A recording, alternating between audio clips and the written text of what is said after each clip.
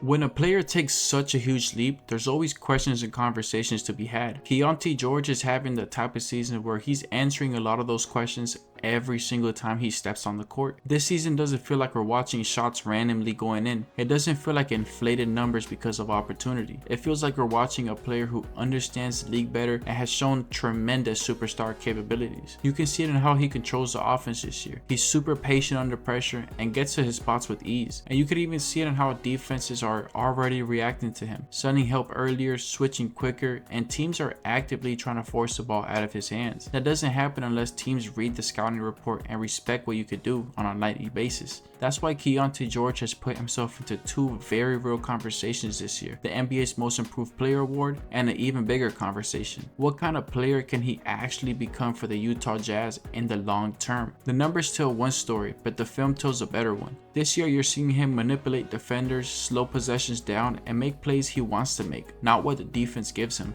Those aren't random improvements. Those are signs that a young guard is starting to finally slow the game down in real time, and that's why he's becoming a problem against every defender across the league this year. Welcome to sleeping on the clock. If they're sleeping on it, we're speaking on it. If you compare this season's numbers to last year's, the jump is impossible to miss. Last season, Keyonte George averaged just under 17 points per game, 5.6 assists, and 3.8 rebounds per game, while shooting an inefficient 39% from the field and 34% from the three. Those numbers were from a young guard still figuring out his identity on the team, not knowing when he was going to start or come off the bench, and still learning how to deal with NBA level defensive pressure. Early on, you could see there were some growing pains. The defense was moving too fast for him. Defenses were loading up early. Help was coming before he even expected it. There were stretches where his efficiency dipped, the turnovers piled up, and his shot selection got questioned. Not because he didn't have skill, but because he was being asked to create against NBA defenses before he fully understood the timing and spacing of the league.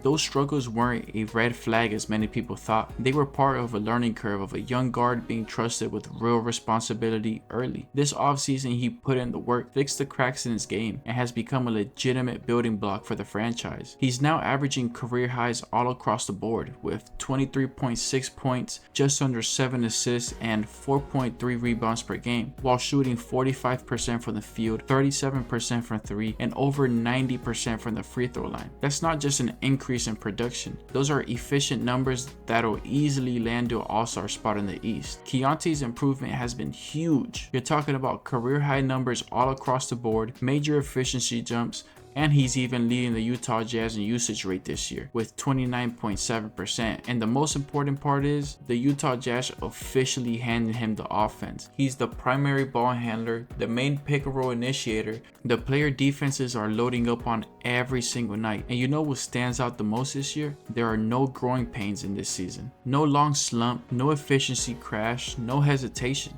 That tells you he was ready for this. Last season, a lot of Keyonte's points came from tough situations, late clock bailouts, forced pull-ups, attacking crowded lanes. This year, his shot selection is way cleaner. He's scoring off pull-up threes when defenders go under screens, strong downhill drives when bigs are backpedaling, or smooth floaters over their fingertips. And he's even doing a great job getting to the free throw line, where he's converting at an elite rate. That's why his field goal percentage jumped from 39% last year to 45% this year. The increase in playmaking tells an equally important story too, going from 5.6 to just under 7 assists per game. This season, you're seeing earlier kickouts to shooters, and he's making reads that happen before the defense can even adjust. He's not reacting anymore. He's fully anticipating. Even though I like to see his turnover numbers go down, I can't fault him too much. It'll come with more experience as the team's main ball handler. Now, defensively, he's still a work in progress, and that's fair to say. He's not a lockdown type of guy, but the effort has been better.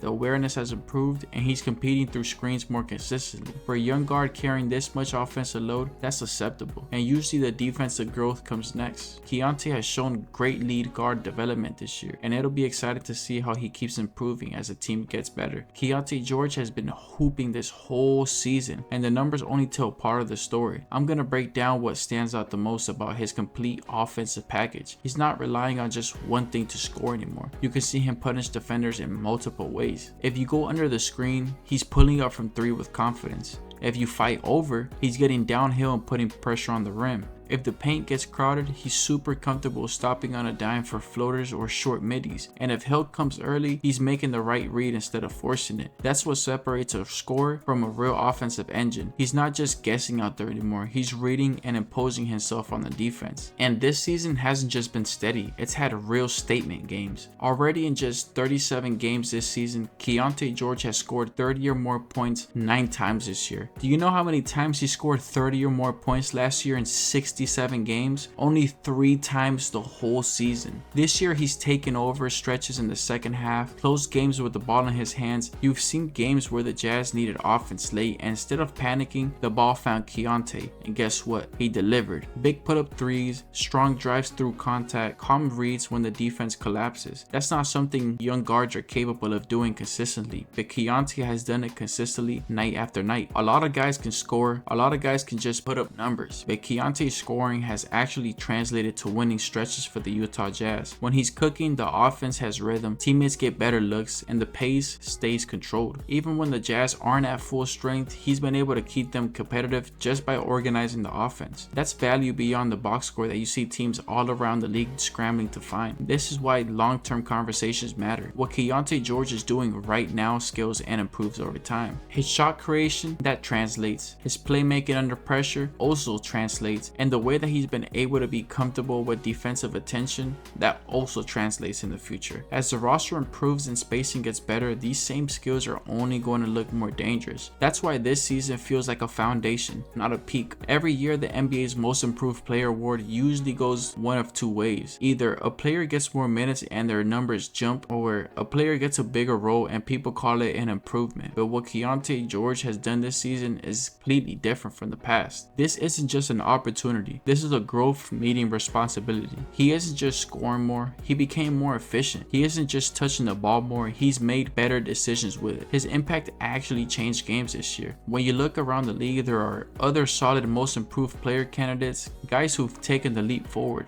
expanded their roles, or benefited from new situations. But very few players can say they've added nearly 8 points per game, increased their assist production, improved efficiency across the board, and became the clear offensive engine for their team. And that's what separates simple improvements from real transformation. Most Improved isn't supposed to reward who got hot, it's supposed to reward who became a completely different player. And Keyonte George checks that box. This is why he belongs in the Most Improved Player conversation, not just because the numbers jumped, but because the role, responsibility, and impact all jumped too. And when you factor in his age, his confidence, and the way he's already handling defensive pressure, you stop asking whether or not he's a star. You already have the answer to that. The real question is how much more we're going to see from Keyonte in the future. And let me tell you, if he continues this way, the league has another huge problem. If you made it this far, I know you have real basketball knowledge, so do me a favor, like the video if you want more basketball breakdowns like this, and subscribe to the channel so I can keep you informed and entertained with more videos of the players the world keeps sleeping on. And most importantly, drop a comment down below and tell me who I should break down next and what you think of the video. Now remember, if they're sleeping on it, you already know we're speaking on it.